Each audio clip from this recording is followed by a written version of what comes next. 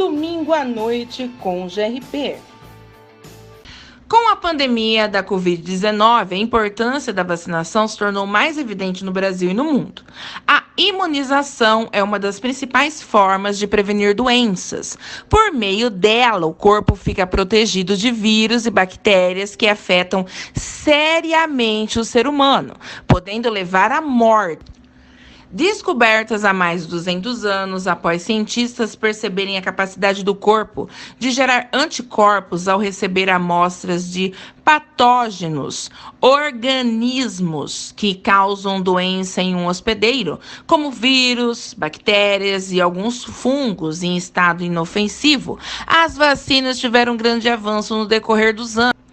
Uma das provas da eficácia do uso delas é a possibilidade de erradicar doenças, como no caso da varíola. O último registro da enfermidade no mundo é de 1976.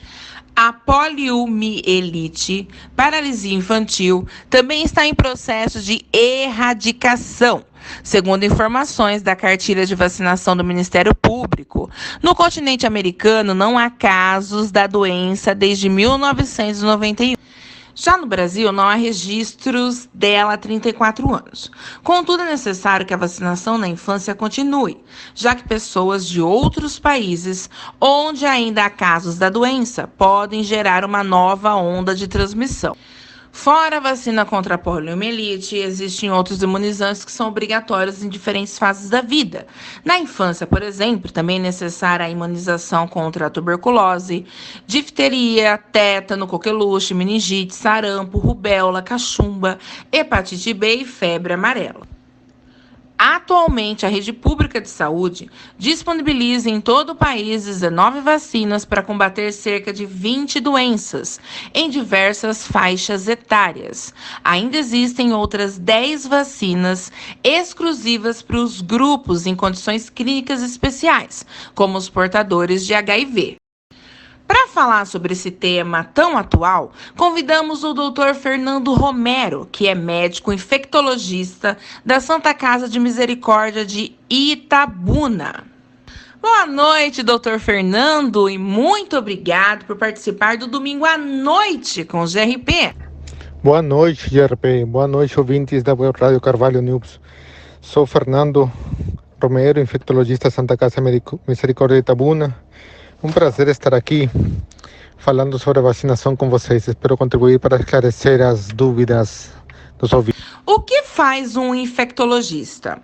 Qual sua avaliação sobre o nosso Plano Nacional de Imunização, PNI? Bom, o infectologista é uma profissão médica na qual lida com todo o que concerne as doenças infecciosas, desde a prevenção, o controle e o tratamento das doenças infecciosas em todos os âmbitos, tanto fora do hospital quanto dentro do hospital. Em relação ao Plano Nacional de Imunização, vale lembrar que o Brasil tem duas coisas que é modelo mundial. Uma delas é o Plano Nacional de Imunização e a outra é o projeto da HIV. Então, em questão de vacinação, o Brasil ele sempre foi bem conceituado no mundo. Foi no século XIX, mais especificamente no ano de 1804, que chegou a primeira vacinação no Brasil. Trata-se de um imunizante para a varíola, porque em pleno século XXI, ainda há pessoas que se esforçam para ignorar a importância das vacinas em nossas vidas. Bom, com certeza. Sempre vai haver todo tipo de pessoas, todo tipo de pensamento nesse contexto, não? E não é uma coisa de agora, é uma coisa que já existiu sempre. E a questão de pessoas não quererem se vacinar, muitas delas é por conceitos ideológicos, mas outras é às vezes por falta de informação, né? Sobre a importância da vacinação, o que ela faz, como que ela protege não só indivíduos tanto quanto a sociedade em si. Quais os benefícios que as vacinas trazem para a população? O melhor efeito das vacinas não é só no indivíduo, né? Ou seja, a pessoa se vacinando está protegida contra tal determinada doença.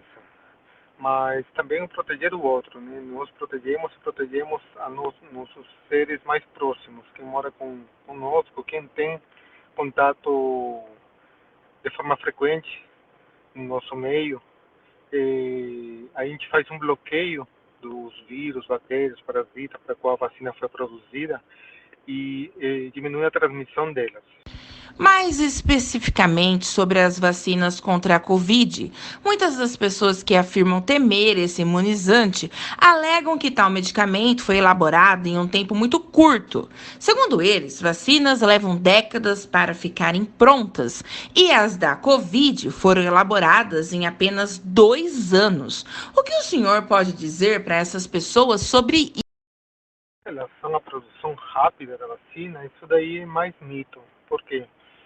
Porque o Brasil tem organizações, o Brasil e o mundo, né? E no Brasil temos várias organizações importantes, reconhecidas mundialmente, e que produzem vacinas. Já produziam vacinas tanto para o Brasil quanto para outros países.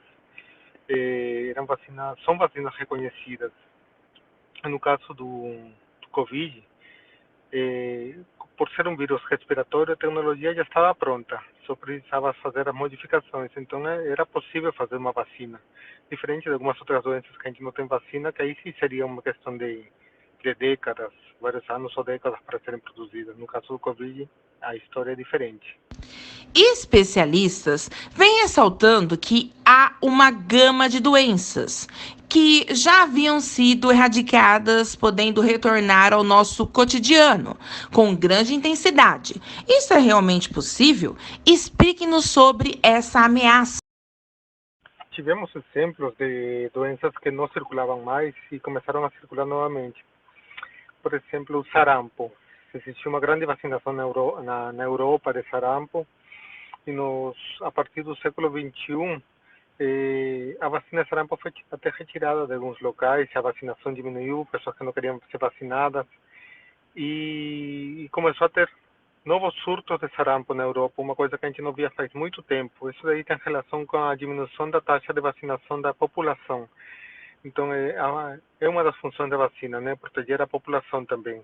Quanto menos gente vacinada, mais a chance de circulação do vírus. O que é necessário fazer para que essa parte da população que ignora a importância das vacinas se conscientizem dessa necessidade? Eu acho que o mais importante é deixar claro para as pessoas de que a vacina é importante não só para elas, sino para as pessoas que ela amam, para as pessoas que elas estão próximas. Que às vezes eu, talvez, não quero me vacinar, mas eu me vacinando eu protejo meus pais, meus filhos, esposo, protejo os familiares, amigos próximos que têm contato comigo que possam ter algum risco maior para uma doença mais grave. Existe realmente a imunidade de rebanho e ela se aplica a qualquer tipo de doença? A imunidade de rebanho existe na teoria, mas assim, na prática é muito difícil de ser atingida. Seria atingida se os anticorpos são duradouros. No caso do Covid, a gente viu que eles não são duradouros. E no caso do Covid, se é um preço alto a pagar, que se esperaria todo mundo ter o Covid para ter essa imunidade de rebanho teórica. Mas assim, nesse contexto, teria muitas mais mortes do que tivemos, né? Como vemos em outros países onde se respeitou mais as regras e as mortes são muito menores. E deu tempo de chegar a vacina que deu um controle. Então, são teorias que existem, mas assim, muitas vezes o que existe não é recomendado. Doutor Fernando, muito obrigado por colaborar conosco. Espero contar com a sua participação em outras oportunidades. Gratidão!